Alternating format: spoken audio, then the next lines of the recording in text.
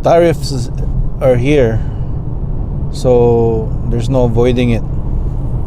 So ngayon na nakipag-deal si Trudeau ata with Trump.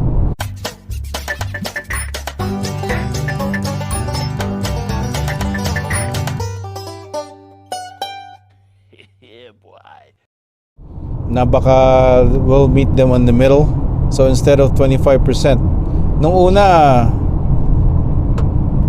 nagsabi si Trudeau na retaliatory tariff nga, no, kung ano yung 25% na tariff na ng mga goods na galing Canada papunta sa States. Eh yun din ang lagyan natin to, sensya na kaya maliwanag eh. So yun din ang ilalagay ng Canada na imported from the US, 25%. So anything you buy, say from Costco, maybe it's gonna be tariff 25%, no? Kasi Costco and Walmart, they're US companies, right? So that's not good for us either. So sabi niya ni Trump, ni reciprocal, gagawin niyang another 25%. So magiging 50% tariff ang mga goods na galing Canada going to the US. So that's gonna kill Canadian jobs, right? Yung mga nag-produce ng stuff to sell it to the US, it's gonna be that job's gonna be gone. So kasi wala nang mag-order nun from the US, right? And there's nobody will work for those companies na wala nang yung magsisell. It's a trade war, right? It's yung purpose ang tinitignan dito ni Trump, na gusto niya gumawa ng mga stuff sa US instead of Canada. Sa gaya ng si Ontario, si Premier Ford, he's gonna turn off the electricity in the upstate New York with a smile. That's an act of war. Or we fight like hell, like we've never fought before. I'm taking option 2. I'm fighting like hell, and we're going to protect Canada. He's underestimating the Canadian people, the resilience of the Canadian people, and the strength of the Canadian people. I said, number 1, I don't start a tariff war, but we're going to win this tariff war. Right off the hop, I've directed the LCBO, we're the largest purchaser of alcohol in the world, right away from Elon Musk. Not that $100 million makes a difference for him, but it's principle. I've driven of over $30 billion of goods, not to go to the US, to make sure we buy Ontario first. When you go look at the shelf, Tarker, it has the price. We need to see a Canadian flag on that price. Saskatchewan. I've had deep conversations with my good friend, closest ally, Scott Moe, the Premier of Saskatchewan. It is a tax on Americans. And I'm going to repeat that on NBC, CNN, Fox News, CNBC. I'm going to be hammering the airwaves to get that message to the Americans. If they want to try to annihilate Ontario, I will do everything, including cut off their energy, with a smile on my face. Including cut off their energy, with a smile on my face. So, and I'm encouraging every other province to do the same. I think so. That's not a good thing. It's not good for us. So eventually, like if the economy is gonna be like that, we can't sustain that forever. So I guess eventually we're gonna be on our knees, Canada's knees, to be part of the 51st state. Sana wag naman, like sana we can work things out. 4 years pa yung simula pa lang to wala pang first year Wala pang isang 1 month, January 20 lang siya. Ang problema naman dito, alam na nila na magiging presidente si Trump. Yung liberal government, they didn't do anything. They're just they're just concentrating on their own agenda within the Liberal Party, right? Now it's prorogued, the government is stopped. There's no activities. So ang loser nito is the Canadian taxpayers. So there's not even a good representative from the Liberal Party. Even Mark Carney, I don't think he's gonna be a good representative. He's gonna be a worse Justin Trudeau 2.0. Kasi nung 2020, si Mark Carney ang naging advisor ni Justin Trudeau eh. So it's gonna be a disaster for Canada's taxpayers. Ayun, yun lang. I hope we're gonna work things out with the Americans. Sinasabi pa nila na ang Canada naman they're dealing with 51 more countries, just not the US. But the thing is, ganun nga, pero it's not the same, right? US is extension of Canada's land. We say, and then same continent. So anything na we ship out to the European countries, China and Asia, it's gonna cost a lot more, right? So ito, like border lang, land, they can just ship it out with a truck, yung mga goods. So and then they're gonna stop that. Wala nang mga, ewan ko lang kung apektado yung mga na mag-message nga ako kay Pinoy Tracker, kung apektado yung kanilang industry. Kasi alam ko nagdi-deliver sila sa US. So I don't know if it's affected. I think it is. Yeah. No, as the president said, it's got to be 3 times more. I mean, imagine if I lost my kid. Would I really worry about doing an autopsy of why they died? I'd just be heartbroken and ruined. So we've got to stop it. So ano ba talaga ang tariff? Anong purpose? Nung una sinasabi niya ni Trump nga it's to stop the drug, the fentanyl border going into the US through coming from China, going through Mexico, and then going to the US. Tapos yun din ang sinabi niya, China supplying Canada and Canada going to the US yung fentanyl. So but yung number of fentanyl na nanggagaling sa US going to Canada is more than what's going into the US from Canada. So and then all of a sudden nag-change na yung shift, naglagay na ng fentanyl SAR si Trudeau, which is nagpakita ng press conference ng isang araw tapos nawala na. And then ngayon it's something different naman, economic warfare na, trade war na ang nangyayari. So yeah, well, we'll see how it goes. It'll hurt both countries involved with trading with US. So they wanna have it inside the US, yung mga businesses, right? So yung isang araw may Taiwanese na investor na doon gagawa ng chips sa US, pati ang iPhone ay ililipat na yung mga production ng iPhone nila sa US. So that means magmamahal na talaga. I mean, it's probably gonna be a better quality if it's US made, but it's gonna be more because the labor in the US is a lot more compared to China or Mexico, right?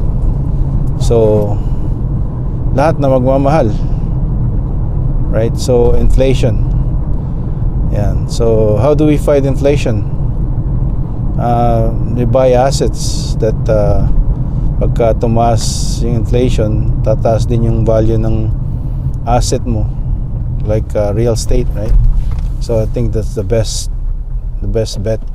But yung ano ngayon, yung sa inflation nga, tataas yung mga property tax. So you gotta have a cash flow within that asset para to counter the inflation.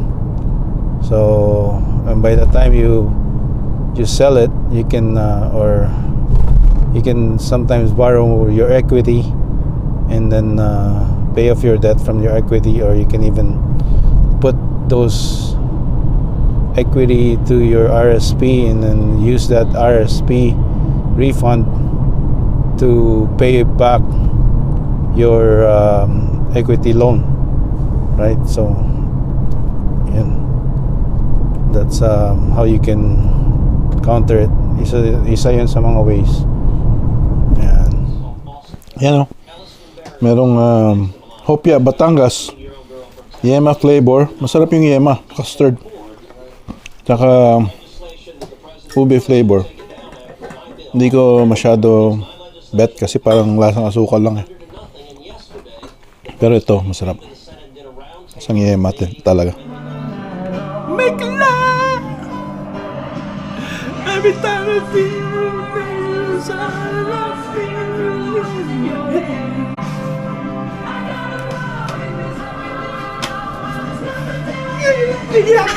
And Elon Musk has expressed public support for Alberta to become the 51st state. Oh, pagka nangyari yan, I will move to Alberta.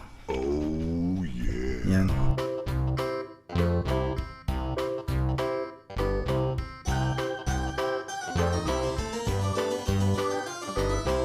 Magandang araw sa inyo. Ano na? Tuntuan ng mga tao, +8. Sa mga araw, ano? Springtime.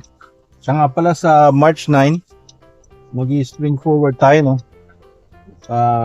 So, tatawid tayo ng 1 oras sa future. So, tatanda tayo ng 1 taon. 1 oras. So, yan ang ating gagawin sa March 9, which right now it's 6 7 ata, 7. Hindi ko ma-check eh dahil tayo drop off tayo ng ating recycle, yung dineposit natin na pag bumili tayo ng may plastic bottle, yung iba 5 cents, yung mga wine yan 20 cents yan, yung ano ata 10 na 5 cents o 10 cents yung milk jug sa Ontario. Yung milk jug doon is ano eh, nasa plastic, tapos ilalagay mo sa pitcher. Dito nasa plastic jug na 5 liter. Kaibahan sa west kaya sa east. Yan, maaraw, maganda tayo, magsuot tayo ng ating sunglasses dahil sakit sa mata kaya sobrang liwanag. Ano kasi tayo, sensitive sa lights.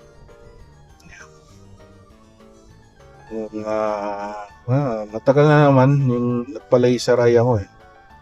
Like I think nung na-introduce pa yung laser eye surgery, LASIK MD. So like yung 590 per eye ata yun that time, $600 per eye. So 1,200. Hindi pa dati inaano ng insurance yun eh. Hindi pa kino-cover, ngayon covered na. Kasi subok na okay naman siya. Nung una may mga halo sa lights. kasi nag-ano pa. Yung scar tissue, nag-heal pa siya. Once na nag-heal na, okay na siya. Pero siyempre, pag tumatanda ka, ayon din sa yung, ano yung, nag-ano rin, nag-iiba rin din na nagiging 2020. Dati, yung mga 2020 yata rito sa kaliwa. 2030 dito. Ngayon, mga 2040 na siguro. Tapos 2030 na rito. Ayan, so, yan, napakaganda ng araw natin. Gamit ko yung Action 3, no? Meron akong 3, 4. Ayoko naman bumili ng 5 dahil mahal pa, halos sa $500, no? Tapos meron din tayong DJI Pocket 2. Pero hindi ko masyado ginagamit yung gimbal nun, medyo ano kasi pag action camera, mabasa, mahulog mo, it's very matibay. Kaya nga action camera Kaya mas pag nagvo-vlog ka, pag kayong naglalakad ka, tumatakbo ka, ganyan, nagbo-bicycle ka, action camera gamitin. So, dito tayo sa may tayo sticker, lalagay na lang dun sa plastic bag para hindi na tayo pumila kasi mahabang pila dito sa mga recycle. So, i-drop off lang natin doon sa kanilang drop off bin. May box. Dapat nga clear yung gagamitin kong plastic bag, pero wala tayong available na clear bin. Kailangan bilhin pa natin yun. So, yun. Dinikit natin yung sticker para pag in-scan nila, tapos saka sila bilang. Tapos diretso na sa sa account. Tapos pagka nasa account na, saka mo naman wala masyadong tao. Saka mo i-transfer sa mo sa bank. Ayan tayo. Buti may camera na ngayon yung mga pag nagbabackroom ka, no? Yan. A few moments later. Yan, mabilis lang pag kayong i-drop off lang. Takes 2 minutes. Mas pag pipila ka pa, syempre. Time? Tagal. Pero wala naman siyang pila ngayon dahil weekdays, Thursday. Anong oras na? 1 o'clock PM. Hindi nagsasabi kung ano to.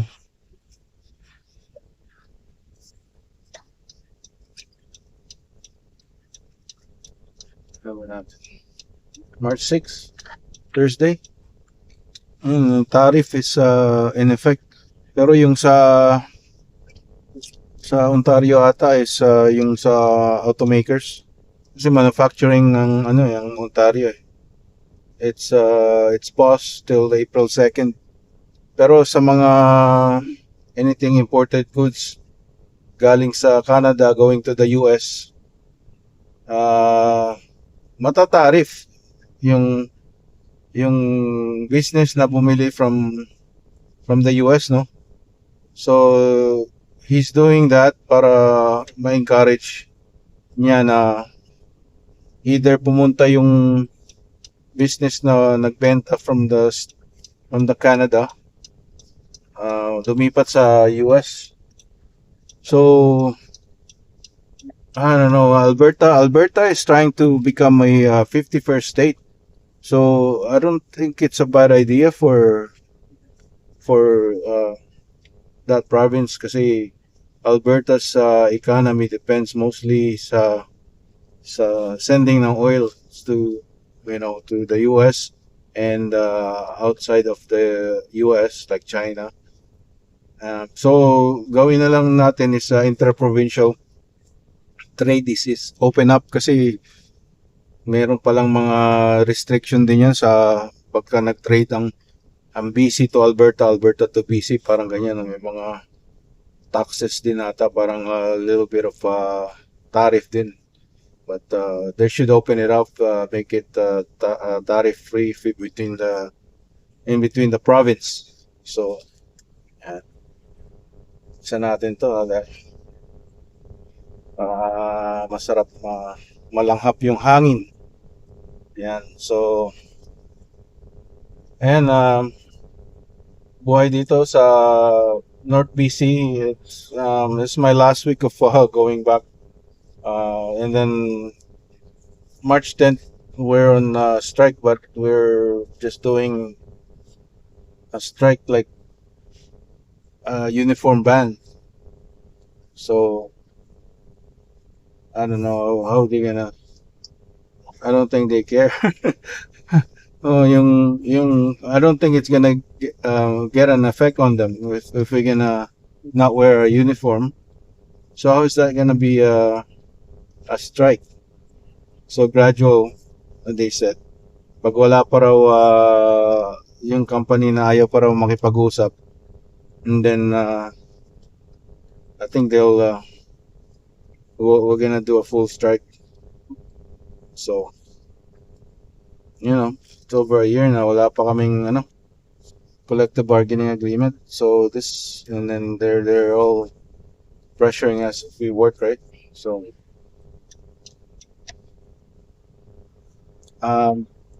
yun lang. Hopefully we'll see you next vlog. I can share some stuff, techie stuff and stuff na I can share to you if I unbox or yun. I think I'm gonna see if I can do a drone shots kasi maganda yung panahon. And mag-lunch tayo, and then we'll go from there. So dami na akong t-shirt pampasalubong ba sa Pinas.